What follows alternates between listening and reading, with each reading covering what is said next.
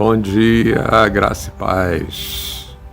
Shalom de Deus esteja sobre a sua vida. Nosso segundo dia de jejum, e aqui no texto que nós estamos meditando nele, mergulhando nele, diz assim: anuncia ao meu povo a sua transgressão, né? Olha só o que ele diz. O Senhor diz ao profeta Isaías: mesmo neste estado ainda me procuram dia a dia. Que era o que nós falamos ontem, né? Que era para o profeta anunciar ao povo a transgressão e a casa de Jacó o seu pecado. E aí Deus diz assim: mesmo neste estado ainda me procuram dia a dia. Tem prazer em saber os meus caminhos, como o povo que pratica a justiça e não deixa o direito do seu Deus. Perguntam-me pelos direitos da justiça, tem prazer em se chegar a Deus, dizendo: por que jejuamos nós e tu não atentas para isso? Por que afligimos nossa alma e tu não levas em conta? Eis que no dia em que jejuais, cuidais dos vossos próprios interesses e exigis que se faça todo o vosso trabalho. Olha só.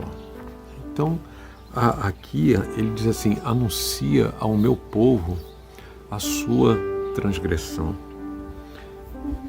Tempos de total, tudo é relativo, na verdade. O que é isso? De relativização, de total relativização. Tudo é relativizado, depende do ponto de vista.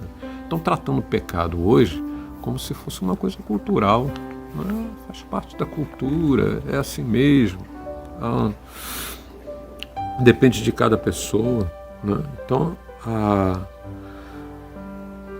e até mesmo essa palavra pecado, ela nem está sendo mais mencionada. Quando você menciona alguma coisa a respeito da palavra pecado, quando você menciona ela, às vezes até é ridicularizado, né? É motivo de chacota, né?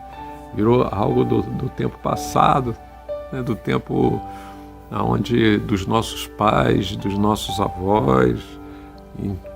Mas a Bíblia fala que pecado é transgressão. É transgressão. 1 João capítulo 3, versículo 4. Né? Também tem o sentido de a contração de dívida. A parábola lá que Jesus conta do credor incompassivo, né?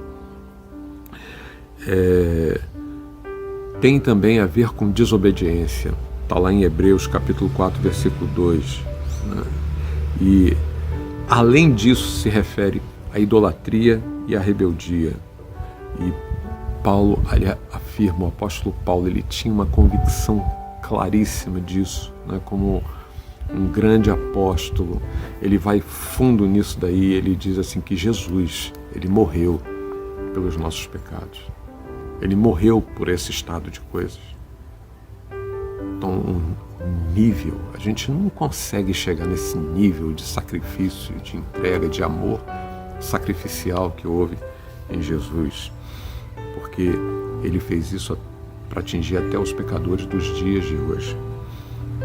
João disse que o pecado procede do maligno e que Jesus se manifestou para desfazer as obras do diabo, né? Então, pecado é para se levar muito a sério.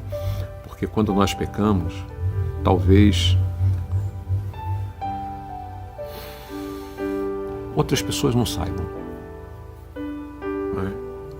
Você sabe, a pessoa que peca sabe, o Senhor sabe, e o diabo também sabe, porque ele induz ao pecado, ele induz ao erro. Talvez muitas vezes até a gente nem tenha muito conhecimento de que estamos fazendo alguma coisa que não seria o correto a se fazer, mas nós sabemos quando nós estamos fazendo alguma coisa errada, que não era para ser feito, ou então alguma coisa que também nós deixamos de fazer e que era para ser feito. E por isso ele tem que ser levado a sério, porque ele atrapalha, ele fecha os céus. palavra do Senhor fala sobre céu de bronze e terra de ferro. Na Babilônia, eram chamadas portas de bronze e trancas de ferro. Existe um paralelo nisso. A Babilônia é uma espécie de sistema. O conceito Babilônia, aquele povo que era forte, que exilou o povo de Israel. Daniel não se curvou àquela cultura, nem os Sadraque, Mesaque e Abednego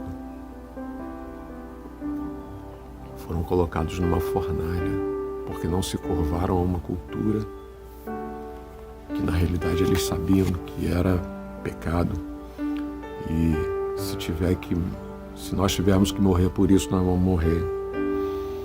O salário do pecado é a morte. Todo pecado, ele traz consequência. O pecado, ele faz a separação entre nós e Deus. Satanás pôde resistir à autoridade do sumo sacerdote porque estava com as vestes sujas. Está lá em Zacarias, capítulo 3, versículos de 1 a 3, que simboliza a vida. Convido você a estar lendo esse texto nesses dias de jejum. Hoje, faça uma meditação no texto de Zacarias, capítulo 3, versículo 1, 2 e 3, aonde Satanás resistiu à autoridade do sacerdote. Olha, porque as vestes sujas, isso simboliza o pecado. Deus ordenou que o profeta Isaías anunciasse como voz de trombeta o pecado e a transgressão do povo. Deus queria apenas trazer condenação ao povo? Lógico que não, né? Deus queria era perdoá-los, livrá-los. Por isso Deus estava levantando o profeta, porque Deus queria estar agindo com misericórdia, assim como Deus quer agir com misericórdia na nossa vida, né? Aproveite para orar sobre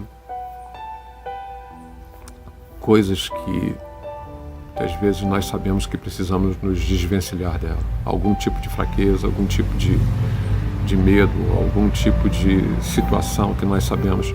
A Deus não se agrada disso. Esse é o tempo onde nós precisamos chegar e colocar diante de Deus. Deus, eis-me aqui, eu coloco minha vida, eu coloco o meu coração para ser transformado. Nesses dias eu quero ser transformado. Nesses dias eu quero ser transformado. Nesses dias eu quero experimentar algo novo da tua parte.